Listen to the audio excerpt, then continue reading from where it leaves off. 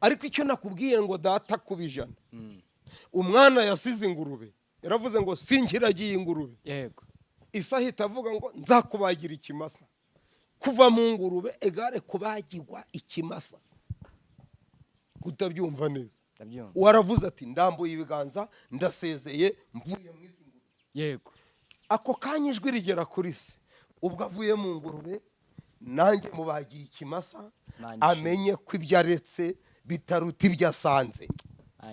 Ndashimira Kristo. Ibyo mwasize ntibiruta ibyo dusanze. 15 muri Luka hari abantu ikiboko kiriho bigeze bahanura babirenganiye bigeze bafata iby'Imana babirenganiye iyo ngiyo bari gukubitirwa he iyo mingurube noneho bakagira ngo ni Imana reka da ntabwo ariyo ni sebuja w'ingurube uri kubakubita ariko sebuja w'intama abategeye amaboko kugira ngo abakire ababagira ibibyibushe. Kristo wera ndagushimye kumenya bagukoreye ukabagororera ndetse umuntu yasiga ibye wajya kumuha we ukamukubira ijana. Byambaje nize izina rya Yesu urakoze amen. Amina. Turasoma ijambo ry'Imana ubutumwa bwiza uko bwanditswe na Luka. Ubutumwa bwiza uko bwanditswe na Luka ibice 14 umurongo wa 11 umwana w'ikirara. Turasoma ibice 15 umurongo ni wa 14. Luka 15:14. Yego. Abimaze byose inzara nyinshi itera muri icyo gihugu. Atangira gukena. Yego. Aragenda hakwa ku muntu wo muri icyo gihugu. Amwohereza mu gikingi cye kuragira ingurube. Yego. Hano turasoma umurongo wa 22 ariko sabwira abagaragu ati umvishe mwihute muzane vuba umwenda uruti yindi mu umwambike mu mwambike n'impeta ku rutoki n'inkweto mu birenge muzane n'ikimasa kibyibushe mu kibage turye twishime kuko uyu mwana wanjye yari yarapfuye none akabazutse yari yarazimiye none dore arabonetse. Yego. Nuko batangira kwishima ariko umwana we w'imfura yari ari mu murima amaze kuza ageze hafi y'urugo yumva abacuranga n'ababyina. Ahamagara umugaragu amubaza ibyabaye ibyo ibyari byo. Aramubwira ati murumuna wawe yaje none so yamubagiye ikimasa kibyibushe kuko amubonye ari muzima. Yego. Aya magambo dufite andi yo gusoma menshi. Dufite ijambo twasoma urwandiko rwandikiwe Abifilipi ibice 3 umurongo wa 14. Ndamaranira kugeraho dutanguranwa ngo mpabwe ingororano zo guhamagara kw'Imana muri Kristo Yesu kwavuye mu ijuru. Yego. 7 nyamara ibyarinda mu yanjye nabitekereje ko ari igihombo ku bwa Kristo. Amen. 12 si uko maze guhabwa cyangwa ngo maze gutunganywa rwose ahubwo ndakurikirana kugira ngo ahari mfate icyo Kristo yamfatiye. Mfate icyo Kristo yamfatiye. Urahari nashakaga ko tuvuga gatoya ibi bintu turimo ni ijuru gusa. Ibi bintu turimo ni amavuta gusa. Ibi bintu turimo ni dudusi gusa. Ibi bintu turimo ni amakote gusa. Ibi bintu turimo ni za Bibiliya gusa. Ibi bintu turimo ni za gatigisimu gusa. Ibi bintu turimo ni amayibukiro y'ishavu gusa. Ibi bintu turimo umwuka byaramuhinguye mwe ni ukugira ngo bitwice. Ndakwibutsa ko uwabambiwe itorero arahari. Uwabambiwe itorero arahari. Uwatubambiwe arahari. Uwadupfiriye arahari. Yego. Ntabwo uri mu byumva. Uwadupfiriye arahari. Amen. N'uwapfiriye itorero arahari. Yego. N'uwaribambiwe arahari. N'uwaricunguye arahari. Yego. Ntabwo twajemo rero ngo turicungure. Nta nubwo twajemo ngo turibambikwe. Yego. kuko abantu bavuga yego ahubwo uwabonye uyu mwana w'ikirara ari gukubitwa uwabonye uyu mwana w'ikirara akubitwa yaravuze ngo Imana ntikora naho ahubwo ahuye shaka kukubwira abantu bane uhura nabo bikaba byatuma wanga Imana ukagira ngo ni Imana naho nibo uwahuye n'iki kirara yego yagize ngo Imana ntigira ibintu nahira bifite nuko cyabyaye uwahuye nacyo yagize ngo Imana ntikora naho Irakora nuko ahuye n'ikirara uwahuye n'iki kirara n'uyu mwana w'ikirara uwahuye nawe aragiye ingurube yaravuze ngo bujya kwa so nta migisha iriyo naho iriyo nuko ahuye n'ikirara ntugahure n'ikirara ngo utuke se banza urebe se uwahuye n'uyu mwana w'ikirara hano ndafashijwe cyane yego iyo uhuye n'umwana uri mu rugo niho umenya nyir'urugo naho ntugahure n'inzererezi ngo utuke se w'inzererezi kandi iyo nzererezi yacitse se uyu yari akize ari mu rugo ruryoshye yego araruta yego amaze kuruta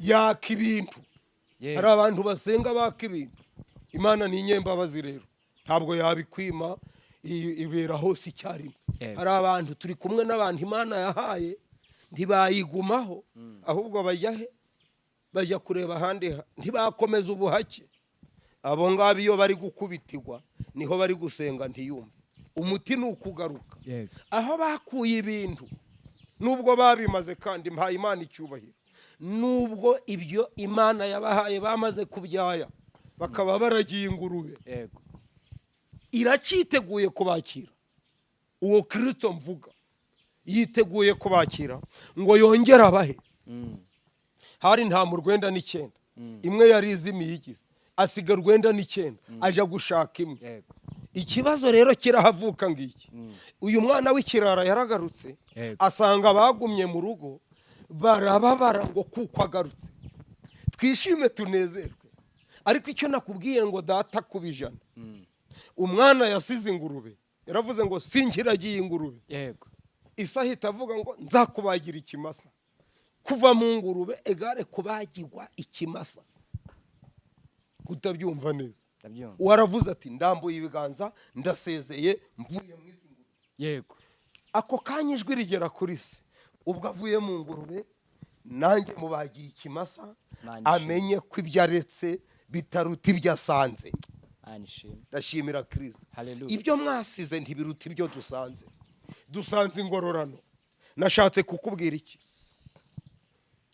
nashatse kukubwira ko kera ngikizwa ndi muri paruwase ya Gasasa abakozi b'Imana bazaga barahari niyemezaga gupagasa ngo nzakiza abakozi b'Imana ikiro cy'inyama ikambwira ngo nzagukubira 100 uranyumva neza ndakumva ariko ubu ngubu mu kiro cy'inyama naguraga nabwo ntagira uko tutakirya ni wacu yego ni wacu ndi tukirye ariko nkagiha abakozi b'Imana ubu nanje yarankubiye sindavuga inka mfite umubare ariko zirahari kandi ziruta ikiro urumva yarankubiye kabiri mwama dufashe kandi atugerereza kandi aduhereza umugisha ntarakizwa nkorana n'iyo myuka mibi nikubitaga hasi irambwira ngo reka iby'iyi myuka mibi nguhe umwuka wera nkireka ibyo ihita ifata imyuka mibi iyikuraho inkubira 100 sinirariye mu cyimba cyo kwikubita hasi ndi kwigisha isi ubu ndi guhanurira isi ndi mu mwuka wera wigisha isi urumva yaramfunjiye ndavuga 3 ariko haleluya ahantu twubaka urusengero rwo hiti Gahungeri najaga gutema iburiti ntakubesha mu shamba naguze nk'ibihumbi 8 Imana ifata iburiti rimwe igiti kimwe iki giti kimwe iragifata impamashamba agera nko mu 10. Aho ntuye barabizi. Urumva yafashe igiti kimwe cyagiye ku nzu y'Imana ikuba 100.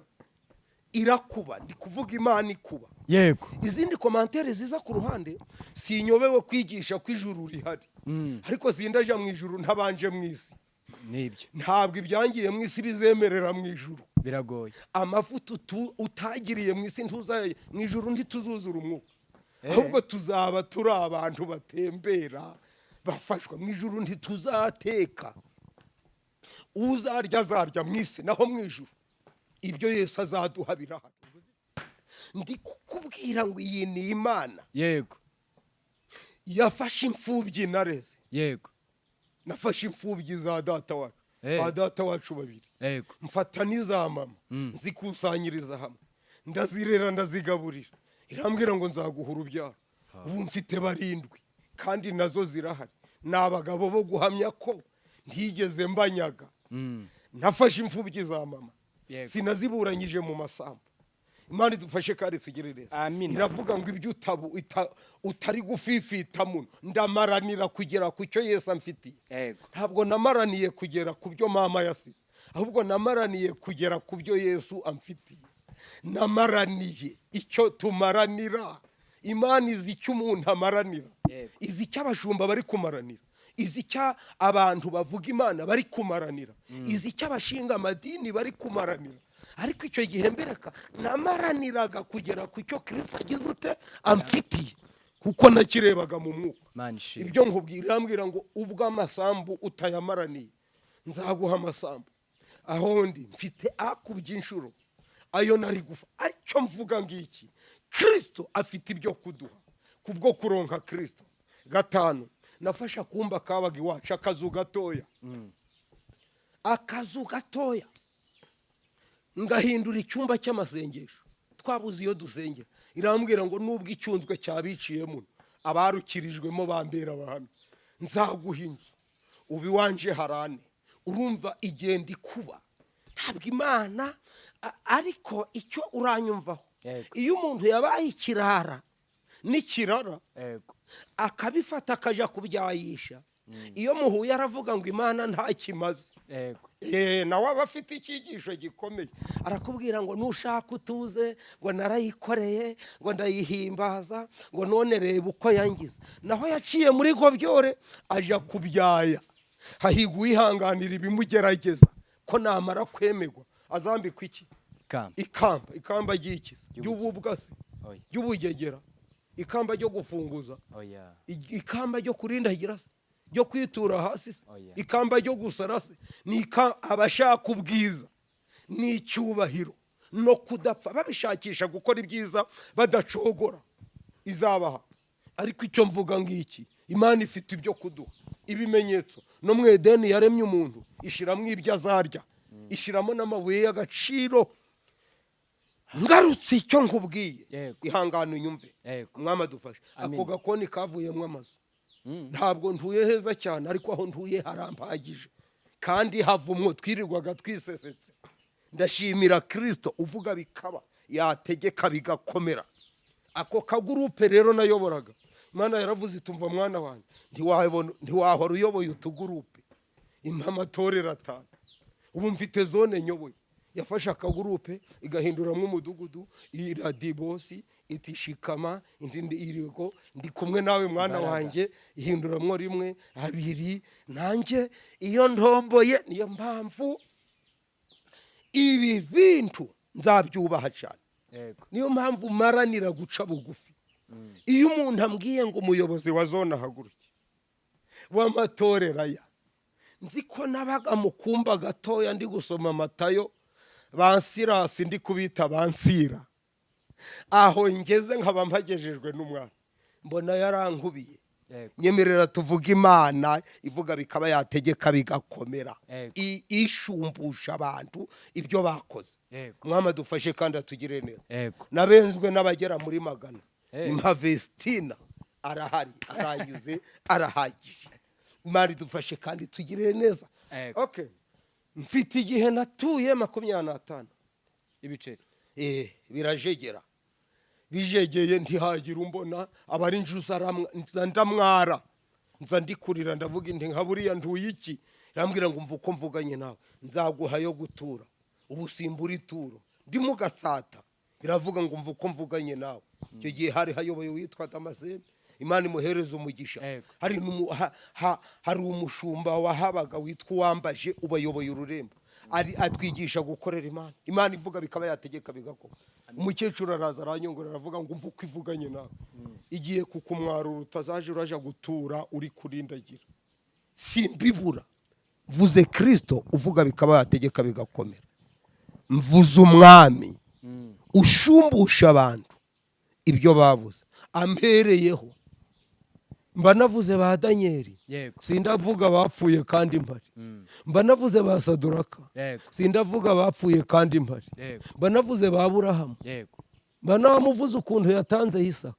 ikamushumbusha amahanga yose ndabishoboye kubivuga ariko ndavuga ibya mba navuze Dawidi ko yaragiye intama za rubanda yego intama z'abazi ikamushumbusha kuragira Abisirayeli mba navuze Mose ko yaragiye kwa Yetiro ikamushumbusha kuragira Abisirayeli ndavuga Imana ikuba irakuba nivuze ko nagize imyuka mibi kera yankubitaga hasi ubu nkaba nuzuye umwuka wera nkaba mbasha gusengera umuntu nawe agahaguruka ibyari imyuka mibi yabikuyeho ishiraho banavuze ibyo kuraguza ariko nanjye nkaba mfite Imana ivuga uranyemera duhamagara Imana dusengera abantu batatu uwa mbere ni uwafashe iby'Imana agatoroma uwabifasha akaja kubikirara mu rugo haracyahari ahita agaruka Akakanya kandi data afite ibyo kumubagira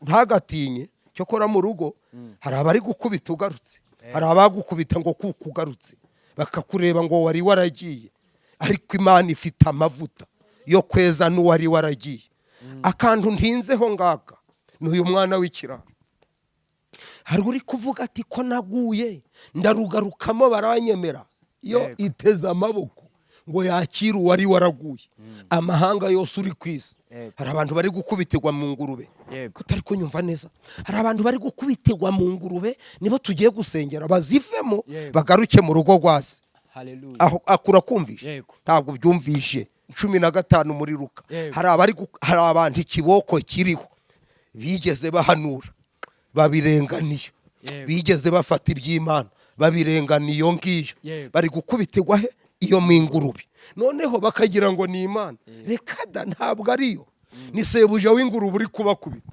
ariko sebuja w'intama abategeye amaboko kugira ngo abakire aba bagira ibibyibushe umwizera naho yaba yapfuye azongera wa mwanzi wanjye we winyishima hejuru nubwo ntabwo nzagira ute nzabyuka iri ni ijambo ribyutsa abana b'ibirara ribabwira ngo mu rugo rwase ibyo kuba bagira biracahari kutabyumvira ibyo kuba bagira bigeze ute birahari n'abataye umurimo ibyo kuba bagira birahari n'abaguye ibyo kuba bagira birahari abishingiye ibyo kuba bagira kwase birahari abataye umurimo ibyo kuba bagira abaririmbaga bakagwa ibyo kuba bagira bigize ute birahari nubwo abakuru babo bafite ishari ngo aragarutse ariko nje muvugabutumwa wakubiwe kandi sindarangiza nasomye rivuga ngo ndamaranira kugera ku cyo Kristo amfitiye icyo amfitiye rero nicyo nkubwiye ari cyo bugingo buhoraho unyumva aravuga ngo buriya tunzi iki uko ndi biranyuze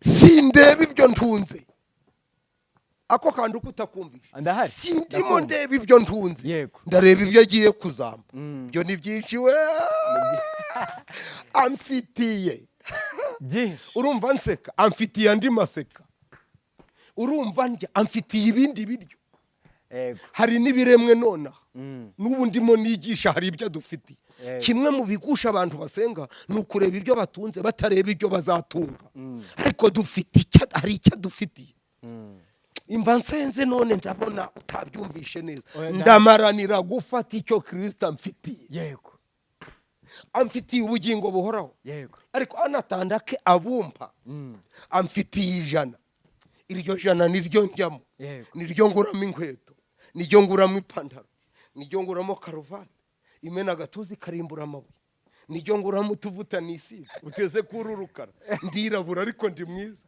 n'izuba ryamviriye atarankubira ijana, ariko aho ari kubiye ndavuga Kristo yabwiye Yosefu ngo nzaguha kugira ukuboko kwiza, kugira ukuboko kwiza egari iryo jana urakire, dore nawe uratsamuye. Ubwo hari icyo watsamuye, tugiye gutandukana. Ariko aba ibirara nibireke gutuka Imana, nibigaruke mu rugo aho kuyituka. Icyitonderwa, ibirara nibyera gusengera mu ngurube, nibigaruke mu rugo, kuko amasengesho y'iyo mu ngurube ntabwo so yayumva. Icyo se ashaka n'umwana, ntashaka amasengesho y'abari mu ngurube, asaka amasengesho y'abavuye mu ngurube. Vuga ngo batahe. Umwana wawe imirimo yose yakora yaravuye mu rugo, arutorotse ntiyakuryohera. Iyo yakora yose irutwa nuko agaruka. Aho kuba ikirara ukaja gusenga iminsi 80, garuka wenda usenga umwe ariko uri muhira kugira ngo utungwe, kuko purisi utagaruka mu rugo uzasengera n'ibimasa ubigure, kandi hari iby'ubuntu biri muhira. Iki kirara kikiriyo mu ngurube cyaguraga inyama zo kurya, kigeze muhira kirya izo buntu. Iki kirara cyacurangiraga abantu, kigeze mu rugo baragicurangira. Urumva cyatashe baragicurangira. Ndavuga Imana itegura inanga ngo haba umunezero mwinshi mu ijuru. Nge sindimo mvuga abantu baciraho iteka abantu, nzi ko amaraso ya Kristo agikora. Uyu mwanya tugiye gufatanya ijana. Iryo jana turarifatanya n'ibirara bitashe, n'abari baraguye batashe. Tugiye gusangira ijana, tukagirisha ari nshubijwe, kuko nanje ntagirisha ari umuntu ashubijwe. Iyo impamvu ahantu ntuye mbirimbanira gutera imbere, ariko ntateje inyuma uwikiriye. Iyo umuntu ansize mwirukaho, simwirukaho mukubita, mwiruka ngo nanjye musige. Utunze ijana nshaka iyo yarivanye nanjye nkanyura ku Mana, unyura mu gishwati nanjye nkanyura mu mwuka wera, tuzakazahurira ku ijana. Umushinga ukaguhemba nanjye ijuru rikampemba. Nanyura mu cyumba bitaza nkanyura iyisuka, ngahinga amaterasi 10, ibirayi ukabirya ubivanye nanjye mbiva. Ariko hari icyigisho natanze kivuga ku rusengero rw'Imana, bagaseka ngo ariko umuntu utagira ishyamba aratanga. Nababwira ngo sindeba ibyo ntanze, ndeba ikiravamo. Nta mucuruzi unezezwa n'ibyo yaranguye, anezezwa n'ikivuye mu byo yaranguye. Iyo unejejwe n'ibyo waranguye uburinshi, ntukareba yo wasenze, uzareba ikivuye mu yo wasenze. Sinezezwa n'imbyino mbyiniye ku rusengero, nezezwa n'izibyiniye iwanje. Kavuga ngo wabyiniye ku rusengero nanjye nzabyinira iwawe. Sinezezwa gusa nabo nyoboye ku rusengero, nezezwa n'iyo agakiza kageze mu nzu yanje. Je n'inzu yanje tugakorera Uwiteka. Iyo umwana witwa Garasa ayoboye abana, aleluya, shimwa mwami wo mu ijuru, ndanezerwa ngahereza Imana icyubahiro, ngavuga ngo umwana baye uwase, baye umushumba, n'umukobwa baye umushumba, mwoka byaramuhinguye. Iyo banzaniye amata y'inka zanjye, nibuka yo nahereje ku rusengero, nayaherezaga nubwo tubiba tubabaye, ariko tuzasarura duseka. Ibi mukora, urabona nk'iyo kamera wicayeho, ntunezezwe n'iyo, nezezwa n'izavamo. Ubu kuvuga ubu butumwa biri kumvuna, ariko nzasarura. Kandi mberurire nje, sinsarura ijuru gusa, kuko ijuru ryo nararyemerewe, ahubwo harimo n'ijana ry'Imana ivuga bikaba yategeka bigako. Abahinduriye benshi ku bukiranutsi bazaka nk'inyenyeri. Ndashimira Kristo uvuga bikaba. Niyo mpamvu Pawulo yaricaga, Imana imukubira ijana, imuha impano yo kuzura n'abapfuye.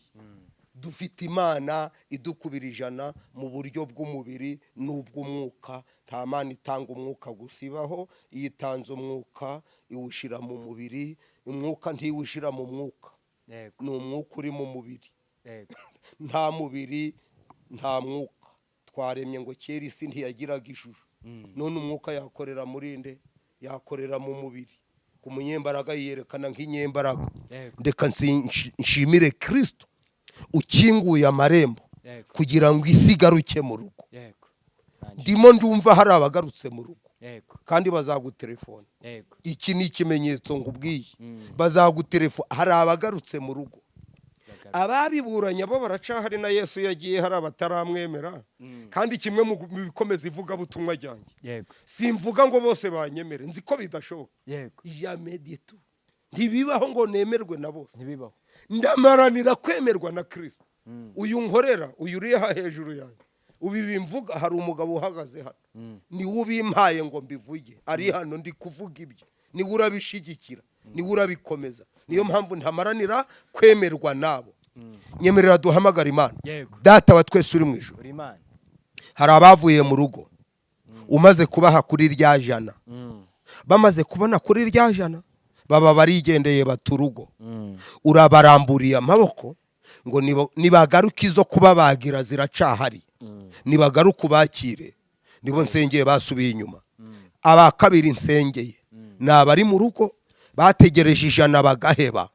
Ndakwinginze kugira ngo uyu mwanya wa none ubamwarure, kuko isi iri kubabaza ngo iyo bakoreye irihe, nawe ubereke ko iryo jana rihari. Aba gatatu nsengeye nabuzuye umwuka bagabitindamo, nyuma bakagwa, baha umwuka ukubye 7. Uba aba kane nsengeye nabagiye kuraguza, bavaneyo ubabwira amakuru arutayo bavana mu bapfumu. N'igihugu cy'u Rwanda ndagisengeye, ugikubira ijana. N'amatorero ndayasengeye, uyakubira ijana. Abari barambaraye babyuke, ubabagira ibibyibushe. Mw'ibyo bibyibushe harimo amavuta abasubiza uko bari, bagaruke mu rugo. Duhurire mu rugo. Icyanyuma nsengeye tuzahurire mu bwami, dufashe icyo dufitiye cyitwa ubugingo buhoraho. Byambaje nize izina ryawe Yesu, urakoze. Amen. Imana ibahereze umugisha mu izina rya Yesu. Irakomeje kandi ntabwo ishoje. Utwo mvuze ni duke, navuze ijambo rikomeye. Sinejejwe n'ibyo mfite, ndanejejwe, ndamaranira ibyo nzabona. Uko tuzasa ndi kurerekana, nubwo wumva mvuze noneho nkukurira inzira ku murima. Uko tuzasa nireka, ariko niyerekanwa tuzasa nawe. Tuzibanira nawe akaramata. Hazabaho kuramya no guhimbaza Imana gusa. Ubwo nibwo tuzaba turirimba. Hazongera habeho igitondo gihoraho. Igihe tutazongera kurira ukundi.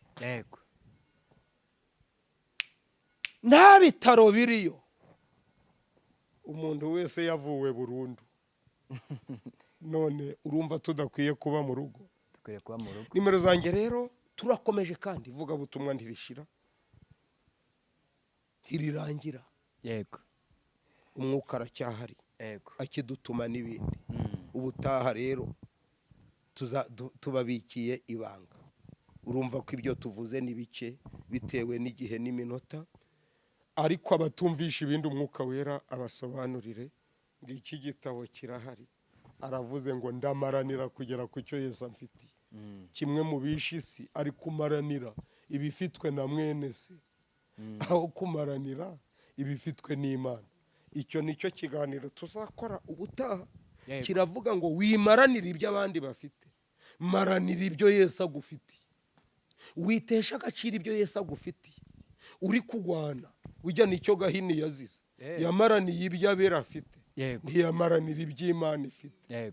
Ujya nibyo Yesawu yazize, yamaraniye ibishimbo mwene nyina afite, ntiyamaranira iby'Imana igize ite imufitiye. Mugira amahoro y'Imana. Nomero ni 0786 666 89 2 3 2. Shalom, shalom. Imana ibahereze umugisha.